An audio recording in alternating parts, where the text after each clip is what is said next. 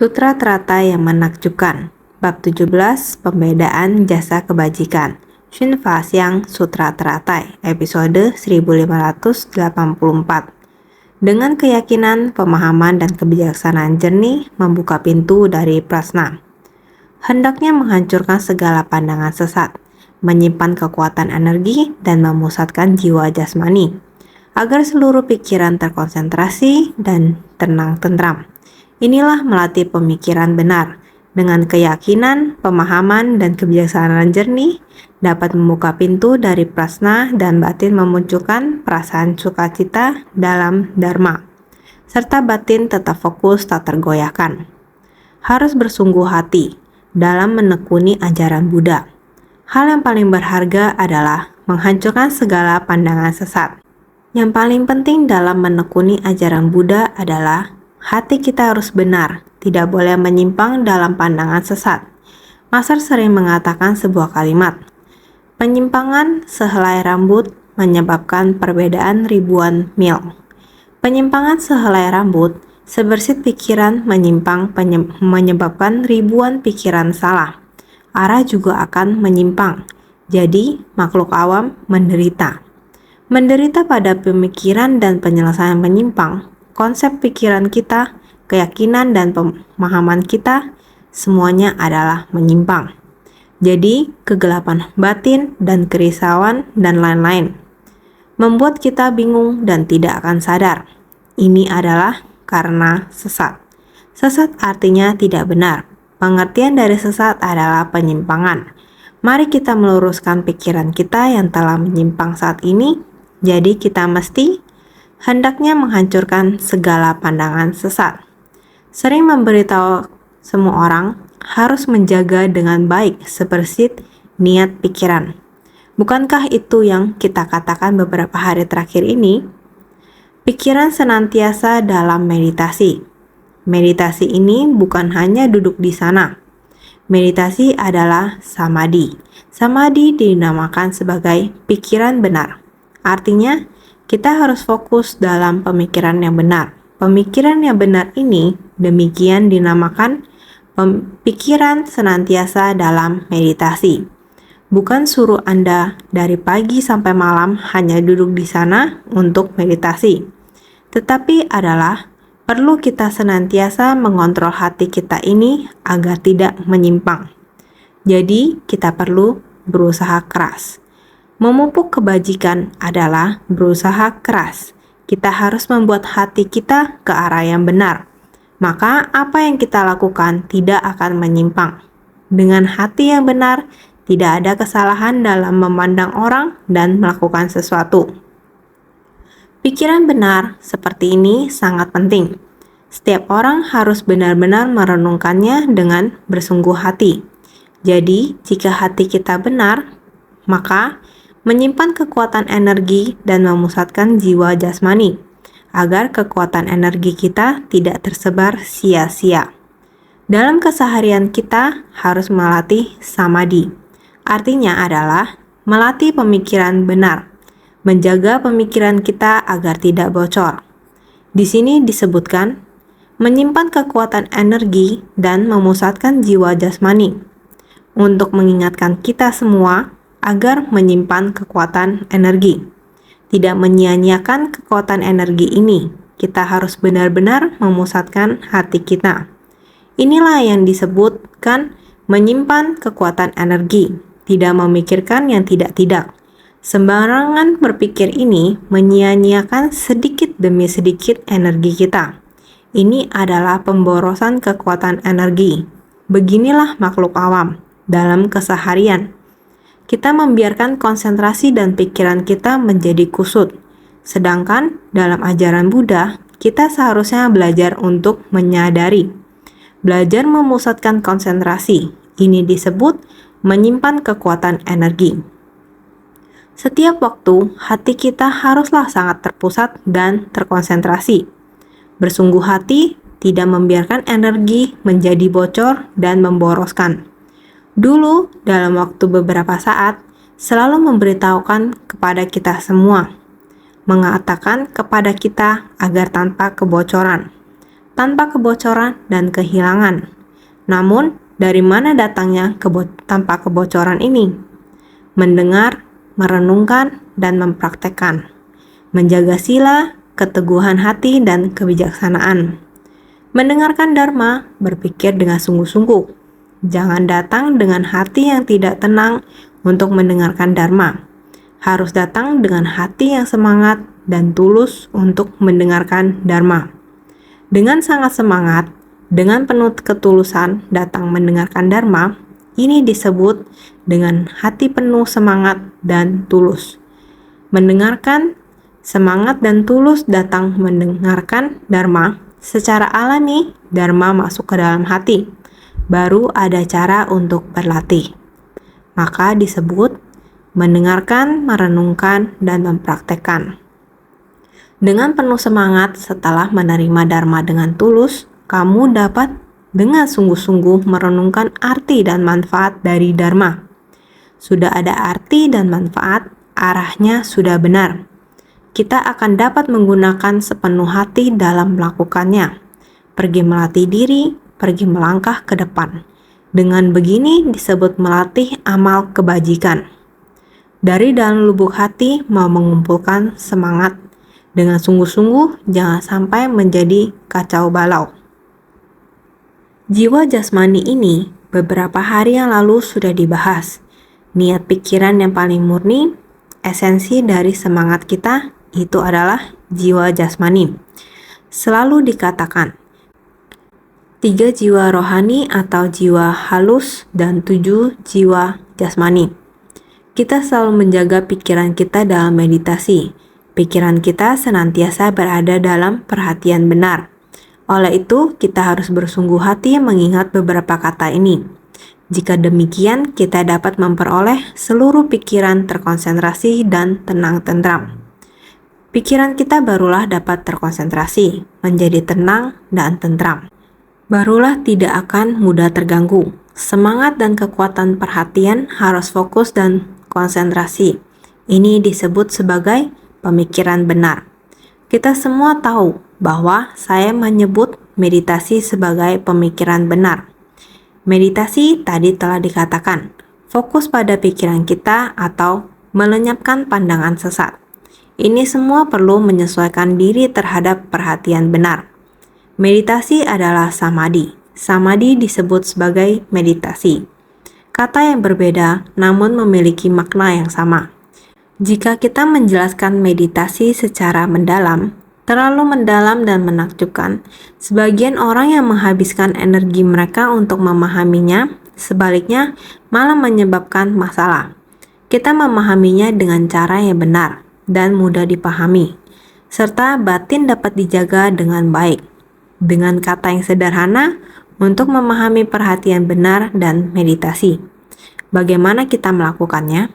Kata apa yang dapat digunakan untuk mengungkapkan dengan jelas dalam keseharian kehidupan kita? Bagaimana kita menyatukan dan fokus pada pikiran?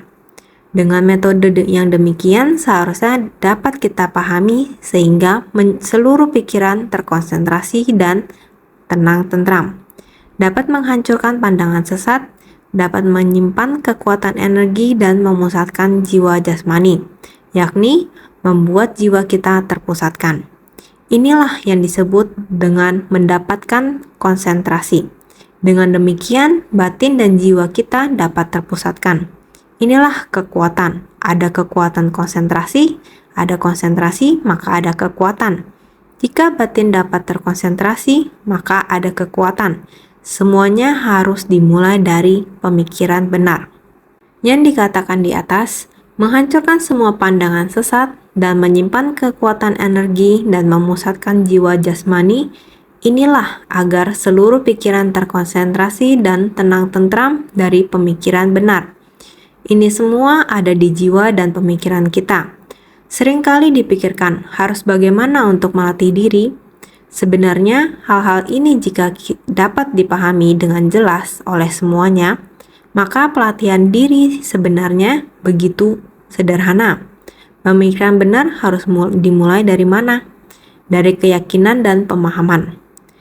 Naskah sutra ini bab pembedaan jasa kebajikan. Bagian yang terpenting adalah di keyakinan dan pemahaman.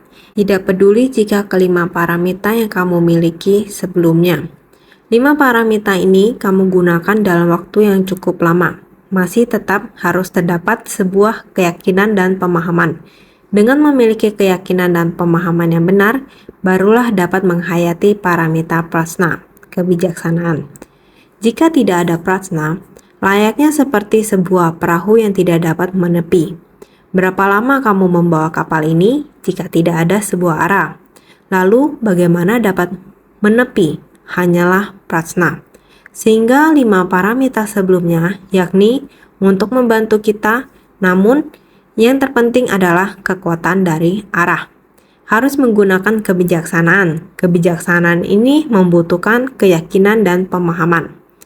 Kita umumnya berdana, menegakkan sila, sabar, giat bersemangat. Setiap orang bisa melakukannya. Bagaimana kita bisa sampai kebijaksanaan? Menampakkan kebijaksanaan, 5 macam ini kalau tidak ada pemahaman yang benar, maka akan mudah terdelusi akan pahala kebajikan. Pahala kebajikan yang dangkal hanya berpikir, saya berdana akan memperoleh pahala kebajikan. Ada pahala kebajikan. Adalah pahala kebijakan dewa dan manusia. Tidak kehilangan tubuh manusia, menikmati berkah surgawi. Namun tujuan dari pelatihan diri kita bukan hanya ada berkah saja. Yang kita mau latih adalah kebijaksanaan. Oleh karena itu, kebijaksanaan sangat penting. Oleh karena itu, berkah dan kebijaksanaan semuanya harus lengkap. Oleh karena itu, keyakinan dan pemahaman, ada keyakinan dan pemahaman, berkah dan kebijaksanaan benar. Tidak ada keyakinan dan pemahaman, maka hanya memupuk berkah. Tidak mampu melatih kebijaksanaan, oleh karena itu, keyakinan dan pemahaman sangat penting. Sudah ada keyakinan dan pemahaman, baru mampu dapat membuka pintu dari prajna. Pintu kebijaksanaan ini baru bisa dibuka. Pintu hati kita masih ada satu tingkat pintu hati yang belum dibuka. Ini adalah sifat murni hakiki kebudayaan kita. Sifat hakiki tata gata yang murni, kita masih belum terbuka. Karena saat ini kita masih membawa kerisauan batin. Oleh karena itu, membawa kerisauan melatih diri, tujuan dari pelatihan adalah memutuskan kerisauan batin. Oleh karena itu, kita harus memutuskan kerisauan batin. Mau menghancurkan pandangan yang salah, apakah kita baru saja melangkah pertama kali? Atau sudah berpergian sangat jauh? Kita harus ingat untuk menjaga aspirasi awal kita. Kita juga harus menumbuhkan aspirasi untuk mendekati pintu menuju pembebasan. Pintu ini benar-benar akan membawa kita menuju pembebasan. Pintu ini adalah pintu dari prajna. Ketika kita membuka pintu menuju prajna, pintu menuju hakikat kita yang sejati dan kebijaksanaan kita juga akan terbuka. Jadi, batin memunculkan perasaan sukacita dalam dharma. Segera setelah kita membuka pintu menuju kebijaksanaan kita, saat ini kita akan benar-benar menjadi damai dan leluasa. Maka, kita akan benar-benar dipenuhi dengan kebahagiaan dharma. Hal ini juga mengharuskan kita untuk batin tetap fokus tak tergoyahkan. Kita harus secara sadar berusaha untuk menyadari tekad yang kuat untuk berlatih. Para praktisi yang melampaui keduniawian suka pada dharma agung, mampu menumbuhkan benih pencerahan dan memunculkan perasaan sukacita dalam batin. Inilah yang disebut dengan sukacita dalam dharma. Dengan kita melatih diri kita melampaui keduniawian. Kita tidak boleh hanya meminta berkah duniawi. Tidak. Kita harus melatih diri, praktik melampaui keduniawian. Jika tidak, kita hanya akan tetap berjalan di tempat di dunia ini. Seluruh Buddha dan Bodhisattva masih membutuhkan waktu yang lama untuk pindah dari dunia ini. Tujuan Buddha adalah mengubah makhluk hidup untuk mencapai kebebasan. Buddha berharap setiap orang dapat membebaskan diri mereka dari alam rupa dan alam nafsu. Kita harus menyingkirkan diri kita dari alam rupa dan arupa dan alam nafsu. Ini adalah kebebasan dari 3 alam. Dalam 3 alam, ini sangat penting untuk melatih diri kita untuk menghilangkan nafsu dan keinginan. Dengan menghilangkan nafsu dan keinginan, kita dapat memperluas pikiran kita. Setelah kita tercerahkan dan membebaskan diri dari nafsu pikiran, kita harus mencoba lebih keras untuk menghilangkan penderitaan. Setelah kita menghilangkan penderitaan kita masih harus menghilangkan kebingungan kita. Kita harus sepenuhnya menghilangkan kebingungan kita. Semua penderitaan, nafsu pikiran, dan semua kesalahan kita, sekecil apapun, baru dapat mencapai kebijaksanaan agung cermin sempurna. Dengan melakukan pekerjaan ini, pada setingkat demi setingkat, kita mulai mengubah kesadaran menjadi kebijaksanaan. Kita harus meningkatkan tingkat kebijaksanaan kita demi tingkat dan langkah demi langkah, hingga kita mencapai kebijaksanaan agung cermin sempurna. Kita hanya berhenti pada kebijaksanaan terhadap kesetaraan dalam sifat hakiki. Kita juga harus mencapai kebijaksanaan agung cermin sempurna. Saya telah memberitahu semua orang selama beberapa waktu bahwa saya berharap kita akan selalu tetap tidak takut dalam menghadapi kesulitan. Berkali-kali saya berharap bahwa setiap orang akan dapat memahami Dharma dengan jelas dan menggunakannya dalam kehidupan kita.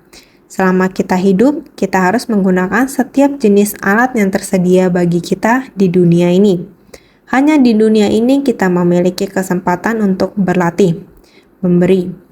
Hanya di dunia ini kita dapat menegakkan sila dan berlatih ketekunan. Karena orang-orang di dunia ini terus-menerus bertransmigrasi melalui keberadaan yang berputar. Kita harus dengan sungguh-sungguh menerima dan menegakkan sila. Kita harus jangan melakukan kejahatan apapun, amalkan segala kebajikan.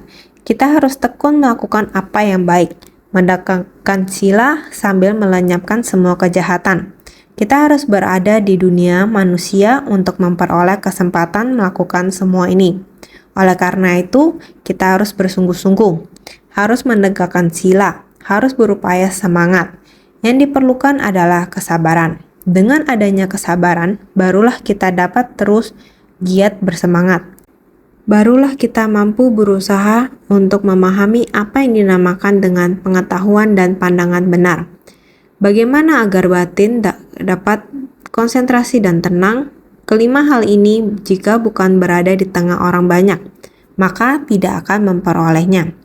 Maka saya katakan kepada kalian semua, harus memberi perhatian pada prasna, memberi perhatian pada kebijaksanaan. Namun, bukan berarti harus meninggalkan berdana, menegakkan sila, kesabaran, dan upaya bersemangat. Bukan menganjurkan kalian untuk menghindarinya. Ini juga sangat penting. Ini semuanya harus lengkap. Hanya saja, 5 paramita yang disebutkan sebelumnya semuanya terjadi di dunia. Dengan kebijaksanaan, kita mendapatkan metode. Barulah mampu membuka pintu dan mendapatkan pembebasan. Agar kita dapat mendekati tata-tata dari Buddha. Pencerahan hakiki yang jernih, murni, tidak ternoda. Inilah mengapa kita harus bersungguh hati. Maka, para praktisi yang melampaui keduniawian, keyakinan dan pemahaman sangat penting. Berhubung kita sudah yakin dan paham, dengan sendirinya kita akan suka pada Dharma Agung. Terhadap Dharma, kita sangat suka, sangat bersuka cita. Mendengarkan Dharma harus dengan tekun, sehingga Dharma terserap ke dalam batin, lalu dipraktikkan ke dalam kehidupan sehari-hari. Ketika segala hal dan prinsip dapat ditembus dan terpadu, kita akan semakin lama semakin suka. Semakin suka pada Dharma ini, semakin ingin mendekati Dharma. Maka, suka pada Dharma Agung, demikianlah ajaran kendaraan besar tidak terlepas dari orang banyak. Di dalam kendaraan besar, kita dapat mampu menumbuhkan benih pencerahan. Benih dari kebijaksanaan kita akan terus tumbuh sedemikian rupa dan memunculkan perasaan sukacita dalam batin. Ini disebut dengan sukacita dalam Dharma. Seringkali dikatakan penuh dengan sukacita dalam Dharma. Dengan adanya sukacita dalam Dharma, maka akan ada suka pada Dharma Agung. Dengan adanya suka pada Dharma Agung, maka dengan sendirinya benih pencerahan kita tanpa henti bertumbuh. Semakin lama, hati semakin sukacita. Inilah yang dinamakan dengan sukacita dalam Dharma. Hidup ini penuh dengan penderitaan. Bagaimana bisa sering bersukacita? Tetapi jika kita memiliki Dharma, dengan Dharma kita akan senantiasa bersukacita. Penderitaan apapun di dunia ini tidak akan menyusahkan kita, maka tidak akan dapat mempengaruhi sukacita kita. Kita harus giat bersemangat. Pada naskah sutra sebelumnya juga mengatakan demikian. Seandainya orang ini tekun dan giat bersemangat, dengan tekad dan pikiran tetap teguh, jika kita mengerti untuk berbahagia dalam Dharma yang besar, maka dengan sendirinya tekad dan pikiran kita akan sangat teguh. Maka harus senantiasa untuk giat bersemangat. Itulah yang dimaksud dengan seandainya orang ini tekun dan giat bersemangat, dengan tekad dan pikiran tetap teguh selama ratusan juta kalpa tak terhingga, tetap satu batin tanpa pernah bermalas-malasan. Kemudian selama kalpa tak terhitung, berdiam pada tempat terpencil, baik duduk ataupun meditasi berjalan, terkecuali tidur dan pemikirannya senantiasa fokus. Selama kita dapat memperoleh sukacita dalam Dharma, secara alami pikiran kita tidak akan berhenti atau menjadi letih dan malas. Ada lagi yang mengatakan sepanjang banyak kalpa yang panjang, ini membuat kita berpikir, membina diri memerlukan waktu yang begitu lama. Apakah tidak melelahkan? Sama sekali tidak, dan sangat menarik. Lihatlah bodhisattva. Dengan tekad dan pikiran tetap teguh, mereka secara alami sepanjang kalpa yang tak terhitung jumlahnya, mereka tetap satu batin tanpa pernah bermalas-malasan. Ini karena mereka telah memperoleh sukacita dalam Dharma, sehingga selama periode waktu yang panjang, mereka terus berdiam pada tempat terpencil. Meskipun dunia dalam keadaan kacau, permasalahan selalu datang dan pergi, namun pikiran para Buddha dan Bodhisattva masih tetap tenang. Bebas dari permasalahan dan kerisauan, bahkan di tengah kerumunan mereka tetap merasa, saya sangat tenang. Meskipun mereka sangat sibuk, namun pikiran mereka tetap tenang. Meskipun mereka berada pada dunia yang penuh dengan godaan, tetapi pikiran mereka tetap sangat bebas. Inilah pikiran para Buddha dan Bodhisattva. Mereka memiliki Dharma di dalam hati mereka, sehingga mereka selalu bersukacita. Inilah yang disebut berdiam pada tempat terpencil.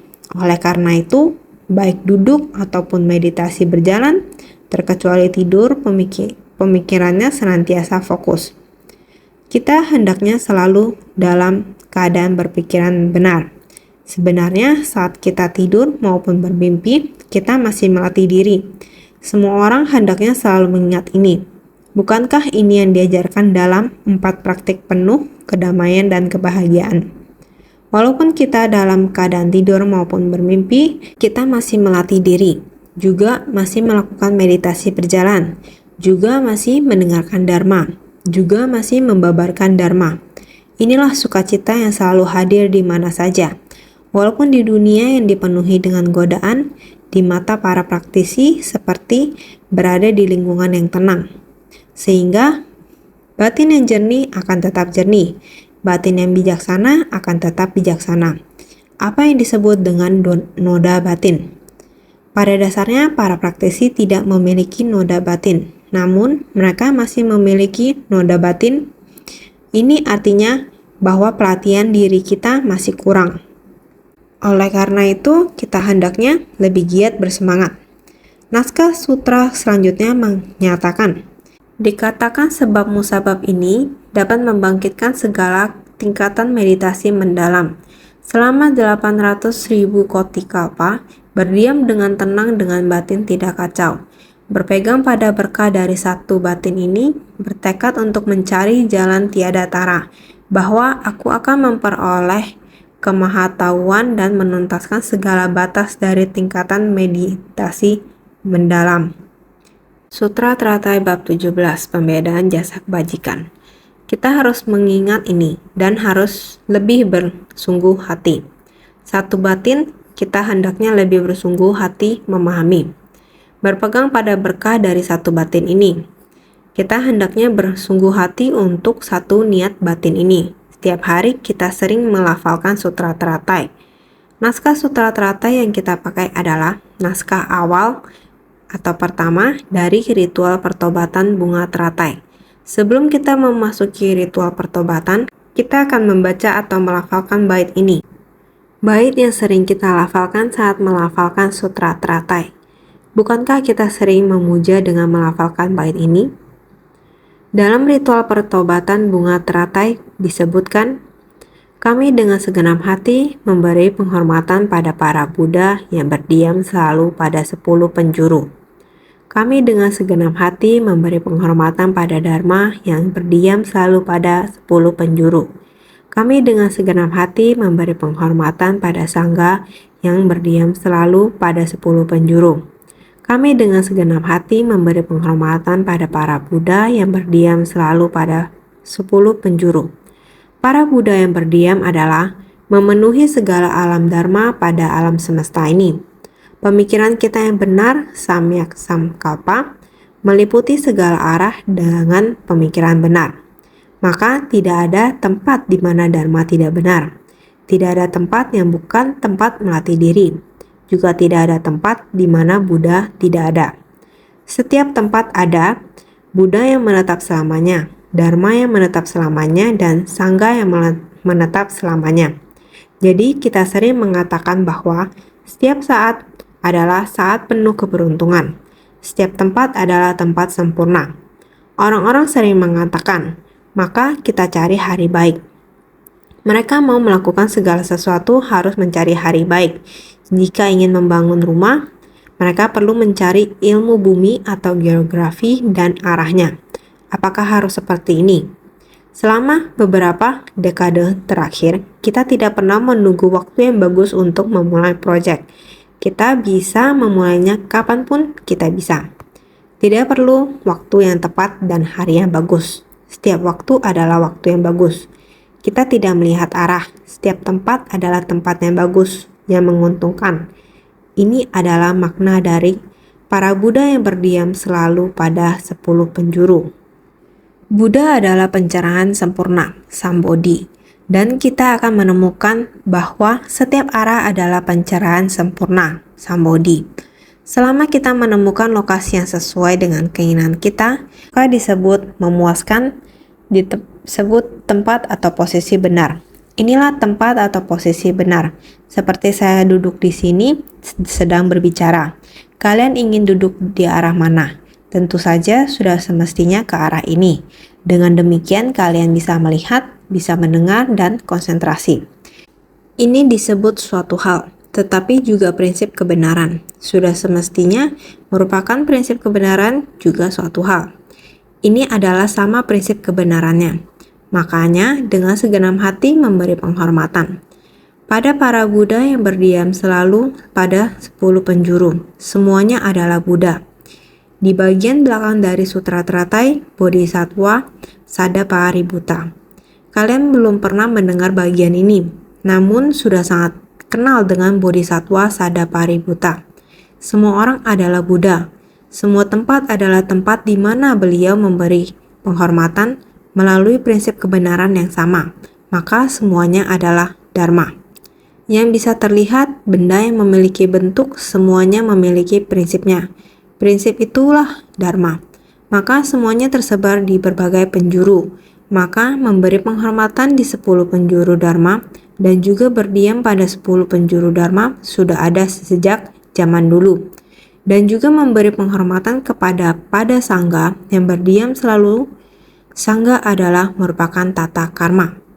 Meninggalkan kehidupan berkeluarga dan melatih diri juga perlu mengikuti ajaran dari Sang Buddha. Berlanjut terus-menerus. Anggota Sangga adalah ajaran Buddha. Jalan pencerahan mewakilinya. Juga merupakan Buddha. Juga merupakan Dharma. Ingin membimbing semua orang berjalan menuju ke arah ajaran Sang Buddha dan Sangga yang menjadi pemimpinnya, maka anggota Sangga yang memikul tanggung jawabnya Tathagata, dan juga merupakan perkumpulan prinsip kebenaran untuk pelatihan diri, merupakan teladan. Maka semua orang perlu selalu bersungguh hati, setiap hari memberi penghormatan dan persembahan. Perlu selalu bersungguh hati, segenap hati memberi penghormatan, menghormati Dharma, maka Dharma akan ada. Menghormati Buddha, maka Buddha akan ada. Menghormati Sangga, maka Sangga akan ada. Selalu mempercayai hakiki Triratna.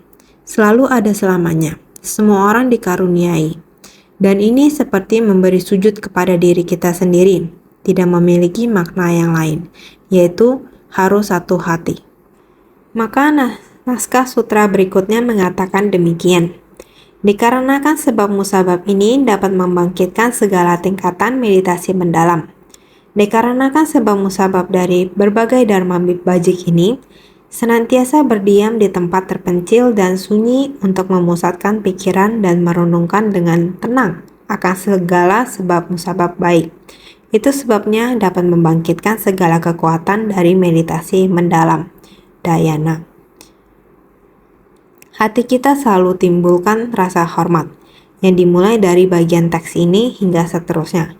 Maka kita harus memiliki keyakinan dan pemahaman. Kita harus mempraktikkan dalam tindakan nyata dan membuka pintu kebijaksanaan. Ini adalah arah kita. Jadi, dengan berbagai sebab dan kondisi, Anda harus berlatih. Tidak bisa terlepas dari 5 paramita sebelumnya. Berdana, sila, kesabaran, ketekunan, dan samadhi. 5 paramita ini juga merupakan sebab dan kondisi bagi pelatihan kita. Sebab dan kondisi untuk berlatih. Anda harus melalui arah pelatihan ini, yaitu 5 paramita. Semua ini harus lengkap. Tidak hanya berdana, sila, kesabaran, ketekunan. Juga perlu samadhi.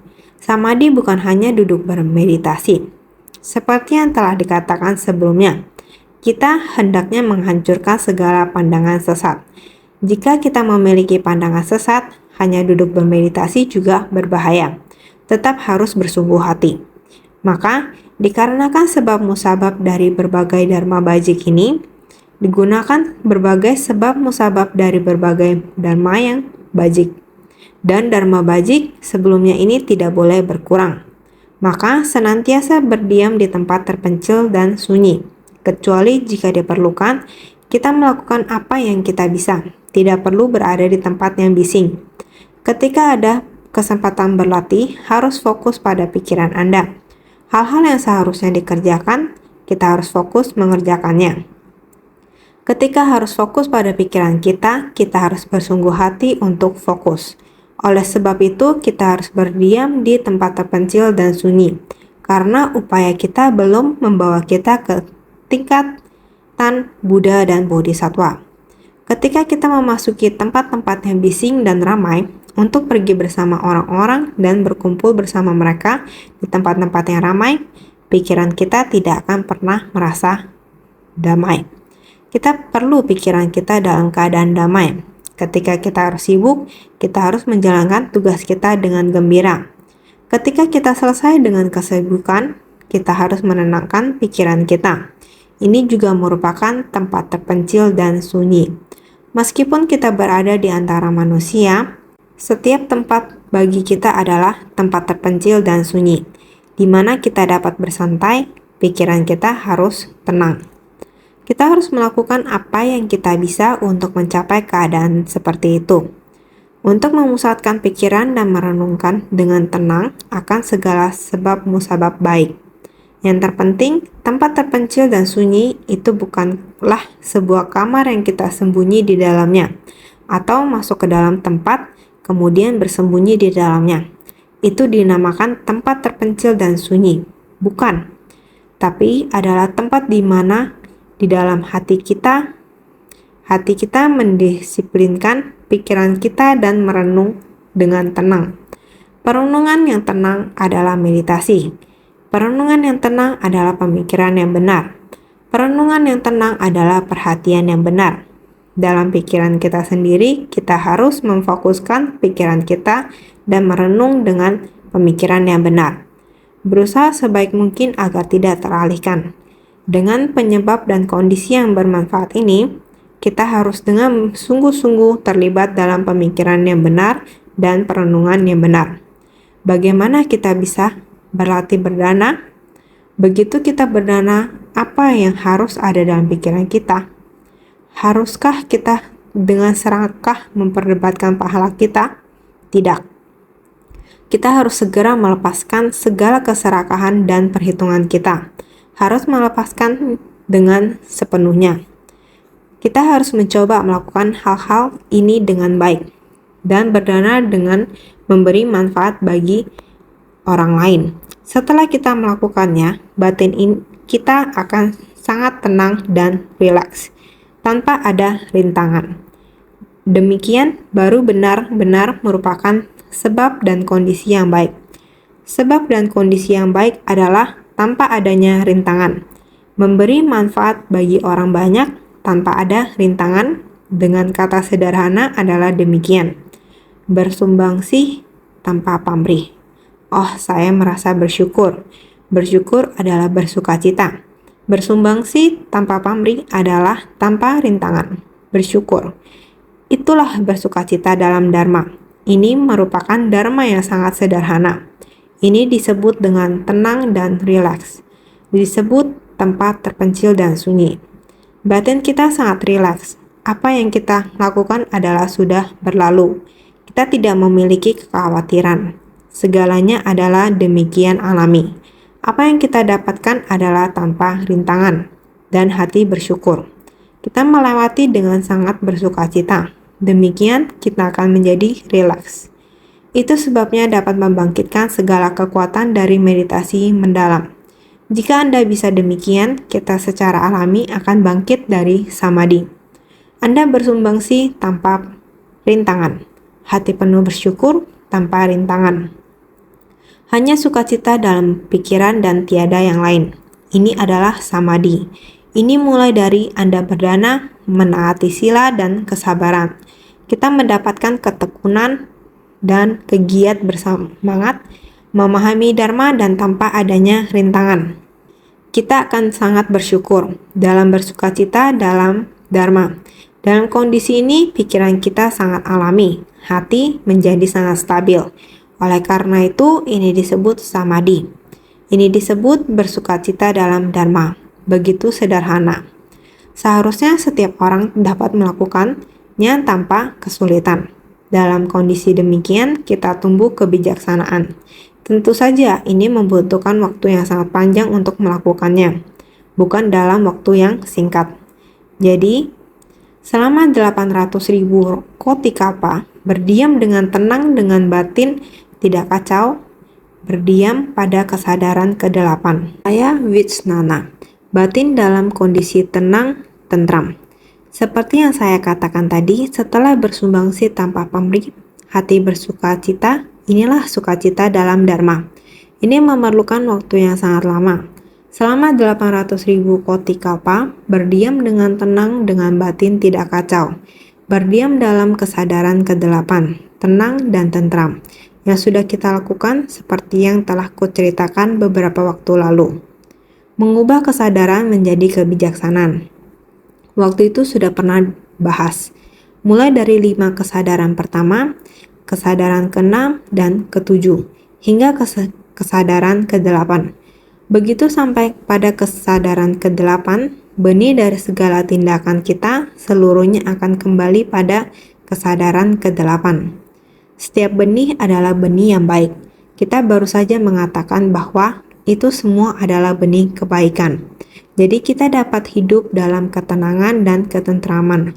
Berada dalam kesadaran ke-8, ketika setiap benih dalam 8 kesadaran kita adalah murni, kita bisa mulai membuka pintu kebijaksanaan dan tidak akan mengalami kesulitan untuk bersatu dengan Buddha. kita masih memiliki kesadaran ke-9 dan tidak sulit untuk membuka pintu itu. Jadi, berpegang pada berkah dari satu batin ini bertekad untuk mencari jalan tiada tara. Dengan berpegang pada berkah dari satu batin untuk melatih kendaraan besar, mempraktikkan 5 paramita dan lainnya, bertekad untuk mencari jalan tiada tara dari tata gata. Juga dikatakan, berpegang sebersit niat pikiran. Sebersit niat pikiran ini adalah pikiran apa? Ini adalah pikiran ajaran kendaraan besar. Ajaran kendaraan besar mempraktikkan 5 paramita. Setiap orang mengetahui tentang kendaraan besar, dan kita semua juga memahami 5 paramita.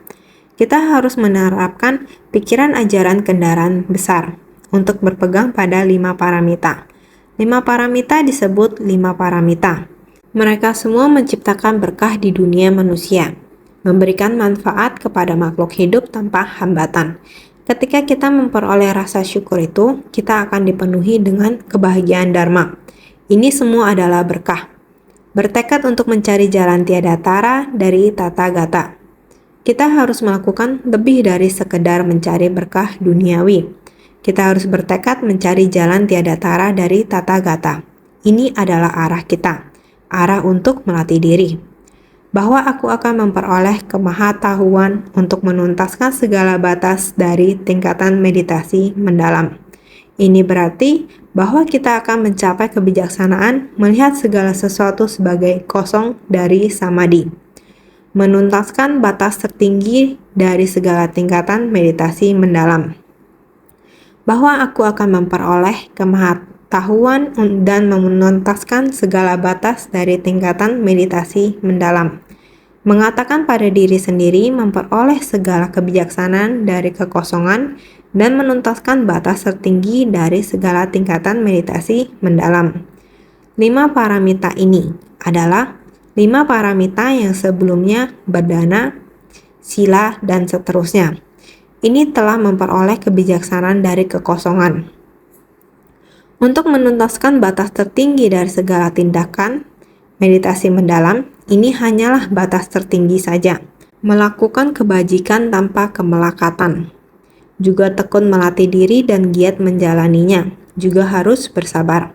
Namun dalam samadhi ini masih termasuk ada batasannya, yakni bukan tanpa batas, masih memiliki keterbatasan. Memiliki batasan artinya terbatas. Kita belum mencapai pahala kebajikan tanpa batas. Pahala kebajikan tanpa batas hanya dengan hati kita. Ketika pintu hati kita sudah terbuka dan pintu prasna yang telah terbuka, kita dapat melihat sifat hakiki kebudaan kita yang berada pada tingkatan setara dengan Buddha. Memahami prinsip kebenaran segala hal dalam alam semesta. Berpadu dengan alam semesta. Saat sudah sampai pada tingkatan ini, maka kita sudah tiada batasan lagi. Namun, bila kita hanya melatih 5 paramita, belumlah mencapai tingkatan ini. Jadi, bila hendak mencapai tingkatan setara Buddha, jalan beliau yang tak terbandingkan, kita masih harus tekun dan giat, karena setelahnya masih ada sebuah pintu yang harus dibuka. Naskah sutra selanjutnya, orang ini selama miliaran koti kalpa menjalankan segala jasa kebajikan sebagaimana disebutkan di atas. Sutra Teratai bab 17 pembedaan jasa kebajikan. Orang ini adalah para praktisi yang telah melatih diri untuk waktu yang sangat panjang. Mereka telah membina diri pada masa lampau. Maka dalam kehidupan sekarang baru bisa bertemu Buddha. Barulah memiliki sebab dan kondisi demikian untuk berada di dalam kelompok bodhisattva dan mempraktikkan segala metode kebajikan di dunia. Sebagai bodhisattva dunia, orang-orang ini juga termasuk Anda sekalian. Saya dan semua orang, kita sangat memiliki berkah pada masa lampau. Kita adalah seperti orang-orang ini. Kita semua telah membina diri selama kalpa yang sangat panjang. Panjang yang ini, kita telah melatih diri seperti ini untuk masa yang panjang, sehingga banyak terdapat orang seperti demikian. Orang ini Selama miliaran kotikapa menjalankan segala jasa kebajikan sebagaimana disebutkan di atas. Orang ini selama kalpa yang sangat panjang menjalankan segala jasa kebajikan ini seperti jasa kebajikan dari 5 paramita sebagaimana disebutkan sebelumnya. Waktu semakin panjang, waktu jalinan jodoh kita, segala yang diciptakan semakin timbun, semakin banyak. Waktu panjang, semakin banyak yang dilakukan. Waktu sedikit, yang dilakukan tidak banyak. Sering mengatakan, tidak sempat. Tidak ada waktu untuk melakukannya. Artinya, masih sangat banyak.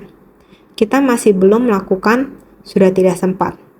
Tidak sempat melakukan sehingga waktu semakin panjang. Arah tujuan tempat yang kita lakukan semakin banyak, sehingga menjalankan segala jasa kebajikan ini karena dulunya dalam waktu yang lama melakukan banyak hal, sehingga seperti jasa kebajikan dari 5 paramita sebagaimana disebutkan sebelumnya. Semestinya melihat naskah ini bisa jelas. Kita harus menggenggam waktu, melakukan dalam waktu yang lama. Dapat melakukannya dengan demikian praktek kita baru bisa berjalan berapa lama, berapa jauh, sehingga harus bersungguh hati. Naskah yang di atas itu telah berakhir. Bagaimana kita mempraktikkan dengan benar, bagaimana kita melatih 5 paramita, bagaimana mempraktekannya. Mempraktekkan jalan menuju Dharma, sehingga 5 paramita kita tidak boleh melepaskannya. Juga tidak boleh lupa. Tidak boleh lupa ada satu pintu yang belum terbuka, yaitu prasna. Tetapi sebelum membuka pintu prasna, 5 paramita harus rajin, giat, bersemangat. Juga harus mengetahui di belakangnya masih ada satu pintu kebijaksanaan yang belum terbuka. Dharma kebijaksanaan kita belum memahaminya. Masih belum memahaminya dengan benar-benar, sehingga jalan yang harus kita usahakan masih sangat panjang, sehingga harus selalu menggenggam waktu. Benar-benar bersungguh hati.